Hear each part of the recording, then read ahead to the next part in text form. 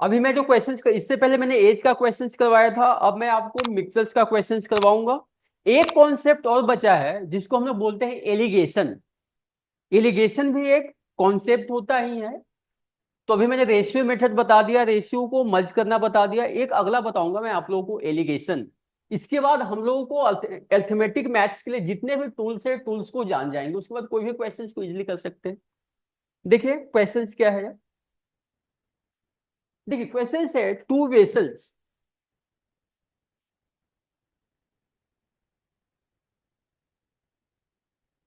To vessels contain milk and water. Contain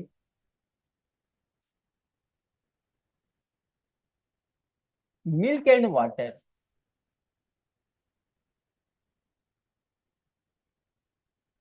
Two vessels contain milk and water in the ratio 7:8. In the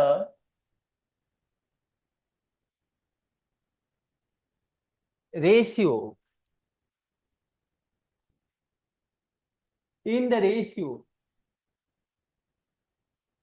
7:8 and 13:5. 13:5. If both vessels, if both vessels, vessels are mixed in the ratio, are mixed mixed in the ratio,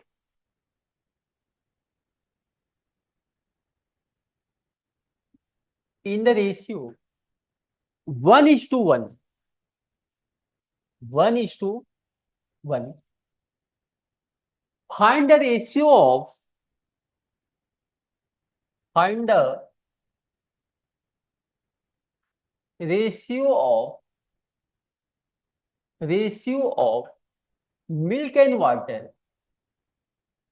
milk and water, milk and water in new mixture, in new mixture. ये देखो, ये सारे पूरा जो mixtures है ना, पूरे mixtures में जो रेशियो होता है वो रेशियो मर्जिंग होता है। पूरे मिक्सचर्स में रेशियो मर्जिंग का ही क्वेश्चन सब अप्लाई होता है इसमें।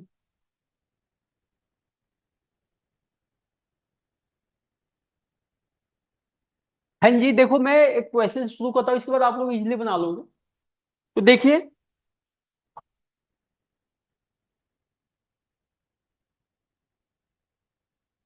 हमारे पास दो वेसल्स है, दो कंटेनर है, और दोनों कंटेनर में क्या है, मिल्क और वाटर का क्या है, मिक्सचर्स है, और दोनों में अलग अलग क्या है। तो ऐसे हम लिख लें, देखो, एम फॉर मिल्क और डब्ल्यू फॉर वाटर। ठीक है, यहां मैंने लिख दिया V1, मीन्स की वेसल नंबर 1, और यहां मैंने लिख दिया V2, मीन्स वेसल नंबर 2। जो वेसल नंबर 1 है उसमें मिल्क वाटर का रेशियो क्या है, 7:8। और जो वेसल नंबर 2 है उसमें मिल्क वाटर का रेशियो क्या है, 13:5। समझेंगे बात है, हाँ।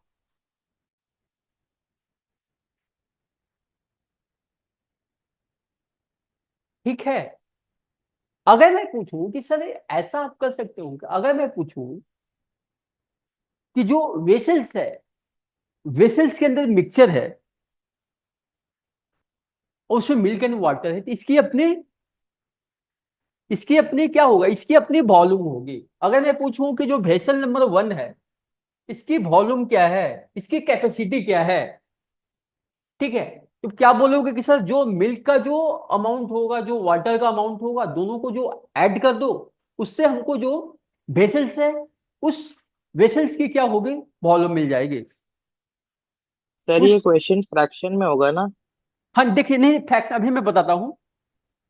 तो ये बताओ कि मैं पूछूं कि बेसल नंबर जो जो वेसल्स नंबर जो वन है, जो वेसल्स नंबर वन है समझो, इसकी क्वांटिटी क्या है? क्वांटिटी क्या होगा इसकी? तो इसका बोलो सर इसका 15 होगा। सर इसका 15 होगा। और मैं पूछूंगा कि जो वेसल नंबर टू है उसकी क्वांटिटी क्या है? सर बोलोगे सर 18 होगा। 18, 18 होगा सर, 18 होगा। ठीक है, 18 होगा। बोलता है कि आप मिक्सर्स को इस तरह से एडजस्ट करो, ठीक है, कि दोनों मिक्सर्स को जो मिक्स किया जाता है वो 1:1 में किया जाता है। 1:1 का इसका लॉजिकल मीनिंग क्या हो सकता है? 1:1 का लॉजिकल मीनिंग क्या हो सकता है? 1:1 का लॉजिकल मीनिंग ये हो सकता है कि दोनों की क्वांटिटी क्या है? इक्वल है। किसका? वेसल नंबर वन और वेसल नंबर टू, या मिक्सचर नंबर वन और मिक्सचर नंबर टू, दोनों की क्वांटिटी क्या है? इक्वल है। इसको किस रेशियो में मिक्स करना है? 1:1। तो दोनों की क्वांटिटी को क्या करना होगा? इक्वल करना होगा। कैसे इक्वल होगा जी? तो 15 और 18 को इक्वल करना होगा, अपने एलसीएम पे इक्वल होगा, 90 होगा। इसको किससे मल्टीप्लाई करेंगे बताओ? इसको किससे मल्टीप्लाई करेंगे? इसको करेंगे 6 से। करेंगे। इसको किससे मल्टीप्लाई करेंगे? इसको करेंगे 5 से। बताओ जी, क्लियर है तो बोलो। अब इसको जब सिक्स से हम लोगों ने मल्टीप्लाई किया, 6 से मल्टीप्लाई किया, तो अब बताओ क्या बनेगा? मिल्क वाटर का रेशियो क्या बन जाएगा? मिल्क वाटर का ये बन जाएगा 56, सॉरी 42, और ये बन जाएगा 48, और ये क्या बनेगा? 65, और ये क्या बन जाएगा? 25। समझो, ठीक है। अब तो ये हुआ। अब क्या करना है बताओ? अब दोनों, अब यहां से देखो कि इसकी भी 90 हो गई और इसकी भी क्या हो गई? 90 हो गई। तो अब जब आप अब क्या करोगे? न्यू मिक्सचर बनाओगे, तो जो मिल्क की क्वांटिटी होगा मिल्क की क्वांटिटी के साथ ऐड होगा, और जो वाटर की क्वांटिटी होगी वाटर की क्वांटिटी के साथ ऐड होगा। जब ये दोनों वैल्यू को ऐड करोगे तो ये होगा 107, और ये होगा आपका 23। मीन्स की जो न्यू मिक्सचर होगा, इसको हम लोग लिख देते हैं NM. NM means new mixture.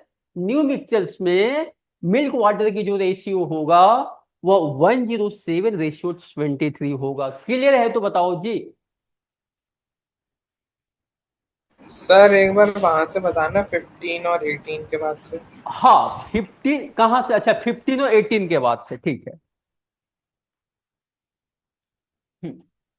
आप लोगों ने क्वेश्चन से सही से रीड कर लिया? मैं तो बता, मैंने क्वेश्चन रीड क्या करना है मैंने बता ही दिया क्या करना है इसमें। ये दिया हुआ था ऊपर में। अब क्या करना है देखो, आपको क्या करना है कि यहां लिखा हुआ है कि if both vessels are mixed in the ratio 1:1, in the ratio 1:1। तो ऐसा भी समझा करो ना कि 1:1 का लॉजिकल मीनिंग क्या होगा। जैसे अब आप ऐसा समझ सकते हो ना जी कि हाँ सर, जो वेसल नंबर वन की क्वांटिटी मैंने 90 बना दिया, और जो वेसल नंबर टू है उसकी क्वांटिटी को मैंने 90 बना दिया। जब आप 90:90 करोगे तो क्या 1:1 नहीं आएगा? नहीं आएगा। तो आपको बोला है कि आपको जो वेसल्स को इस तरह से एडजस्ट करके मिक्स करना है कि उसकी जो रेशियो बने 1:1 बने। मीन्स कि इसकी क्वांटिटी को आपको क्या करना है? इक्वल करना है, ठीक है। हम्म। क्या है फाइनल आंसर? ठीक है, फाइनल आंसर सही है आपका। एंड 90 डिनोमिनेटर में आएगा और दोनों में कट जाएगा, ठीक है, ऐसे भी कर सकते हो आप। अब देखिए, तो यहां से समझो। लेकिन देखो बड़े प्रॉब्लम में आप फंस जाओगे। इसके बाद मैं क्वेश्चंस का लेवल या नेक्स्ट क्वेश्चन करवाऊंगा। अभी इस तरीकों को समझने का मतलब, इसको किसी भी तरह से इसको समझने का प्रयास करो। नहीं आए, एक चीजों को 2 बार पूछ लो, क्योंकि ये चीज अगर आप समझ जाओगे ना तो आप अच्छी अच्छी चीजों को आप सही ढंग से समझ पाओगे और आप अच्छे अच्छे क्वेश्चंस कर पाओगे, बिल्कुल इजी।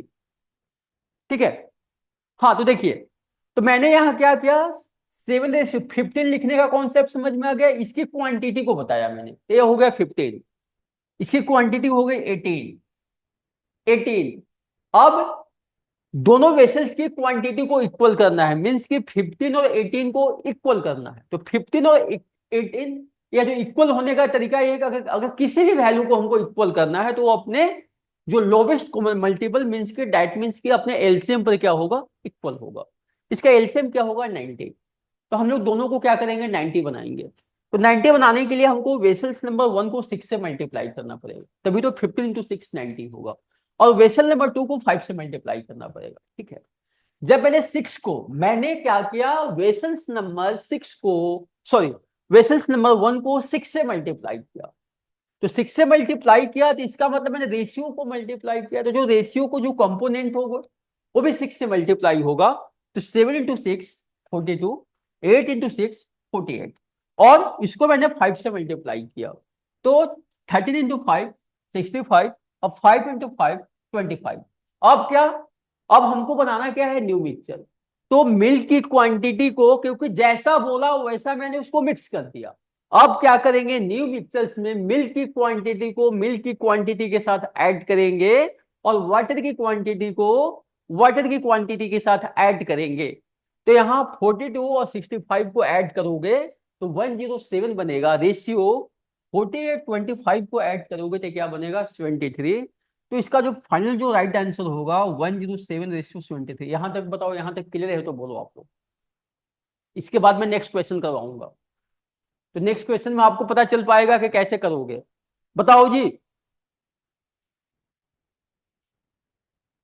आ रहा है आप लोगों को, किसी को कोई confusion? Yes.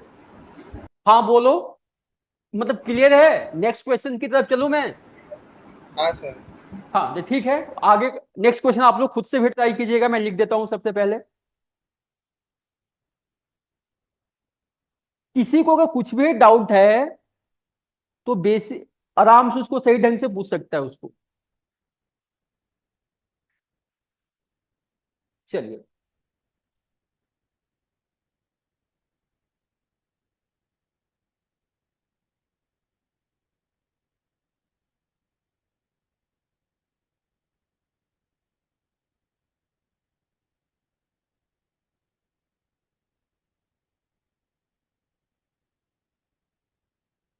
The ratios of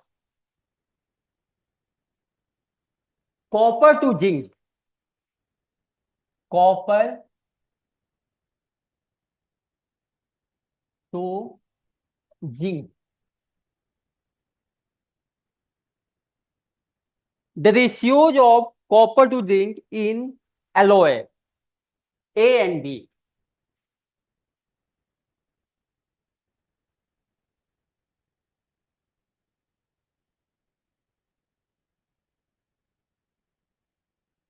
A and B are 3:4 and 5:9 respectively. 5:9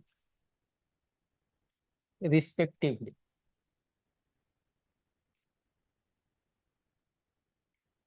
Respectively. ठीक है। उसके बाद है A and B. A and B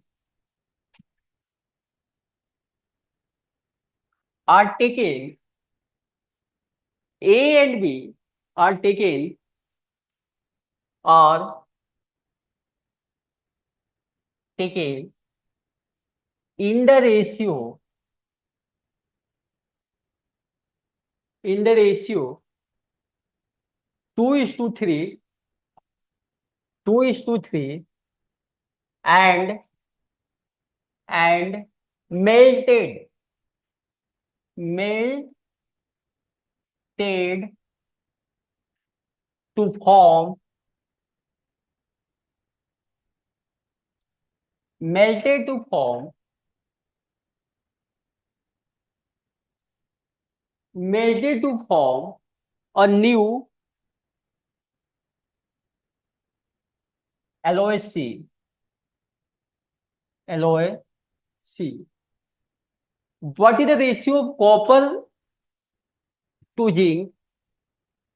What is the ratio of copper to zinc?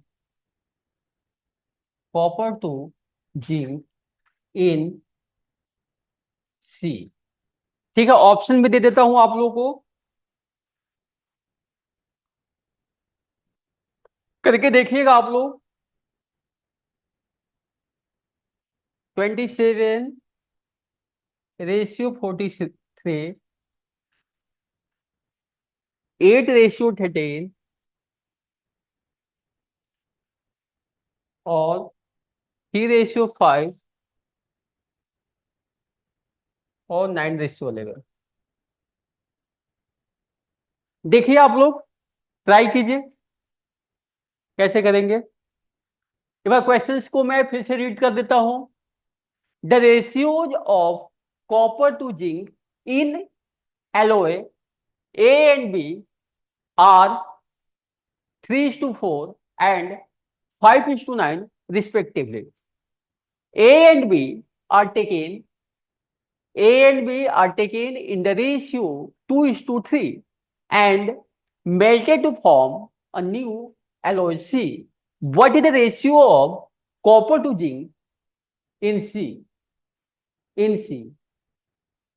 Options भी आपके पास गिवन है, देखो ट्राई करो, उसके बाद मैं बताऊंगा। हाँ, यहाँ देखिए, आपको एक चीज यहाँ पर आपको दिमाग में हाईलाइट कर लेना है।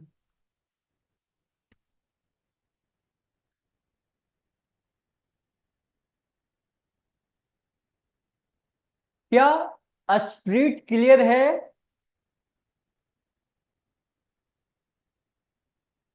नहीं समझ पा रहा हूं, क्या बोलना चाह रहे हो तुम?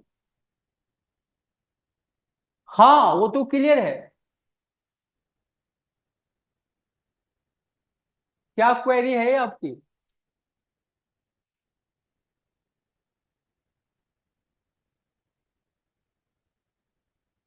ट्राई कीजिए, आंसर बताइए, इस पर मैं बताऊंगा। ऑप्शंस में कहीं किसी को प्रॉब्लम है क्या? नहीं, ऑप्शंस 27:43, 8:13, 3:5 और 9:11।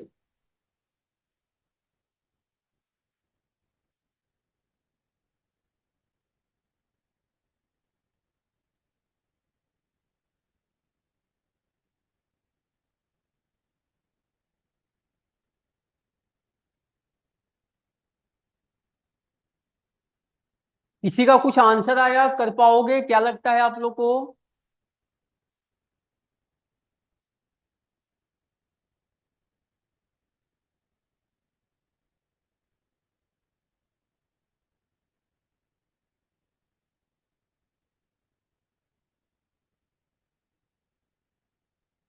देखिए, मैं आप लोगों को बताता हूं।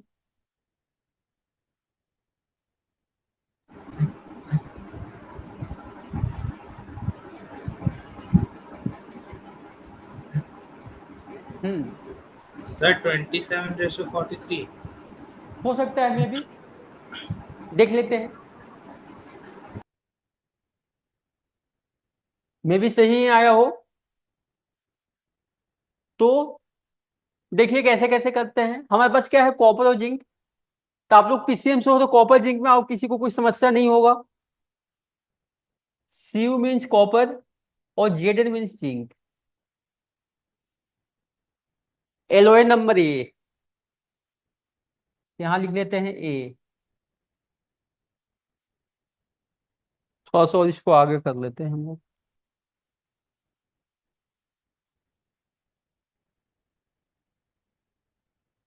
हाँ, कॉपर जिंक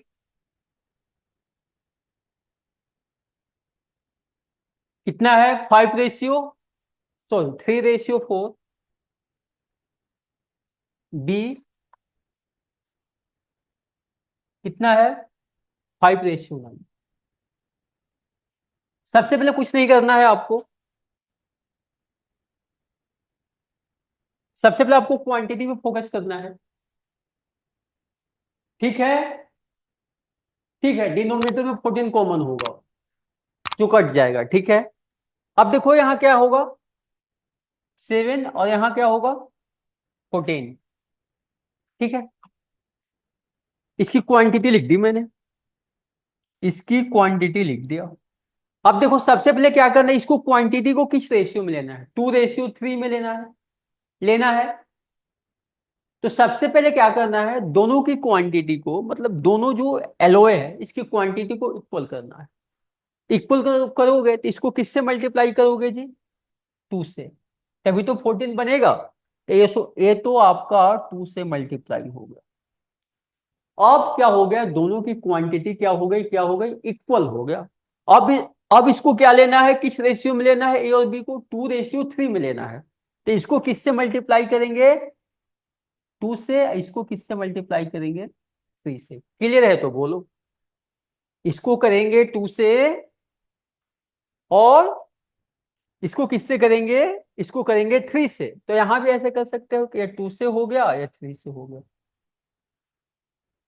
क्लियर है तो बोलो जी। अब देखो आपने क्या किया, आपने यहां पर देखो कॉपर और जिंक है, यह ए है, तो 2 × 2 4 होगा। आप इसको 4 से मल्टीप्लाई करोगे तो यह होगा 12, और यह होगा 16। बी आप इसको 3 से मल्टीप्लाई करोगे तो यह होगा 15, और यह होगा 27। जिस तरह से बोला है आपने उसको उस तरह से ले लिया, तो एक न्यू एलोय सी बनेगा। अब क्या करेंगे, जो कॉपर की क्वांटिटी होगा, कॉपर की क्वांटिटी के साथ ऐड करेंगे। तो बताओ ये कितना आएगा, 27, और ये कितना आएगा, 43। यही राइट आंसर होगा इसका। ठीक है, तब उस तरह से भी कर सकते हो, इस तरह से भी कर सकते हो, लेकिन लेकिन जो अच्छे लेवल के जो क्वेश्चंस होंगे, यह जो मेथड होता है ज्यादा क्या होता है, ज्यादा यूज होने वाला ये होता है, क्योंकि इसमें आप ना चीजों को कंफ्यूज नहीं करोगे। और मैं देखो ऐसे क्वेश्चंस इसलिए दिया कि अभी मैंने रेशियो को मर्ज करने के लिए या या उसको मैंने कंबाइन करने के लिए सिखाया। तो रेशियो को जब मैंने मर्ज करने के लिए बताया तो कुछ ऐसा ही लॉजिक कुछ यूज हो रहा था। सिमिलर लॉजिक इस क्वेश्चंस में क्या हो रहा है, यूज हो रहा है। ठीक है जी, बताओ क्लियर है आप लोगों को यहां तक, किसी को किसी तरह का कोई कंफ्यूजन, कहीं किसी को कुछ भी डाउट्स? नहीं। नहीं, मतलब ऐसे मिक्सर, देखो मिक्सचर्स के क्वेश्चंस आपको अगर आएंगे भी ना तो ऐसे ही आएंगे, इससे ज्यादा वो आपको पूछेगा ही नहीं, क्योंकि जो सीयूटी में जो क्वांट का पेपर होता है, जीटी वाले में जो क्वांट आता है, मतलब जो क्वेश्चन जो आपसे पूछेगा बिल्कुल बेसिक बेसिक ही पूछेगा। मान लो आपको ये पता नहीं चलेगा, आपको लगता है ना कि कभी आपको ऐसा भी फील होगा कि परसेंटेज में ना कहीं अगर परसेंटेज का साइन नहीं लगाया तो आप ये सोचोगे कि मेरे एग्जाम में तो परसेंटेज का क्वेश्चन आया ही नहीं। लेकिन आपके एग्जाम में परसेंटेज का क्वेश्चन आया है, वो आपको मेंसुरेशन में पूछ लिया, वो आपको चेंज वैल्यू कर कर आपको पूछ, लेकिन पता नहीं चल पाता है, क्योंकि परसेंटेज है, रेशियो है, एलिगेशंस है, मिक्सचर्स है, टाइम एंड वर्क है, स्पीड टाइम एंड डिस्टेंस है, कुछ एक जो क्वेश्चन के बेसिक ही डालेगा आपको, ज्यादा कंसेप्चुअल क्वेश्चन नहीं डालता है। ठीक है, अब देखो क्या होगा कि नेक्स्ट डे से क्या होगा आप लोगों का, नेक्स्ट डे से आपका ये होगा कि आप लोगों की 2 घंटे की सेशन होगी। तो 2 घंटे की सेशन में जो फर्स्ट 45 मिनट्स होगा, जो फर्स्ट, हाँ, 2 घंटे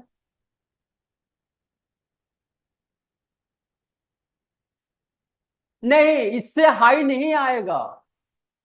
इससे सीयूटी में, इससे मैं आपको प्रीवियस ईयर करवा भी दूंगा, जो इससे मैंने पहले जो क्वेश्चन करवाया था एज वाला, वो सीयूटी में पूछा। इससे ना, हाँ इतना ही आएगा, इससे हाई नहीं आएगा। अभी मैं मिक्सर्स को कुछ क्वेश्चन, लेकिन मैं आपको डिफिकल्ट करवा दूंगा। आपको मैं कुछ क्वेश्चंस, जैसे मैं मिक्सचर पढ़ाऊंगा, तो जैसे ही मिक्सचर से एंड होने वाला होगा, तो एक दो जो कंसेप्चुअल जो क्वेश्चंस होगा, ऐसा क्वेश्चंस जिससे मैंने प्रीवियस सारे जो कॉन्सेप्ट को मैंने पढ़ा है, वो क्या हो जाए, रिवाइज हो जाए। ठीक है। तो मैं देखो, मैं ये चीज बताता हूं कि आपका जो 2 घंटे की जो सेशन होगी, क्लास की टाइमिंग तो आप लोगों की 10 बजे ही होगी। तो जो फर्स्ट का जो 40 से 45 मिनट्स होगा, उसमें आपका जीटी का एक सेक्शन चलेगा। ठीक है।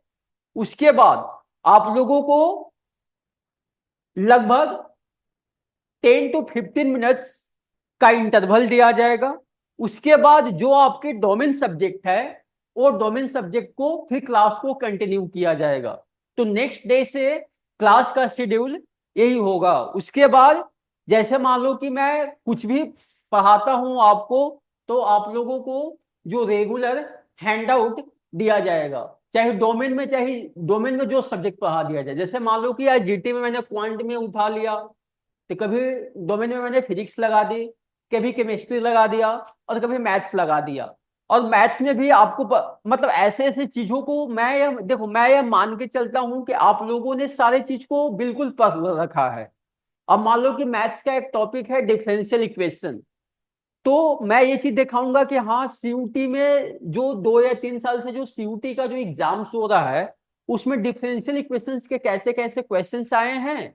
बाकी आपको मैं डिफरेंशियल इक्वेशंस का जो बेसिक कॉन्सेप्ट है, वो मैं इतना कंसीडर करके चलता हूं कि आप लोगों को आता है।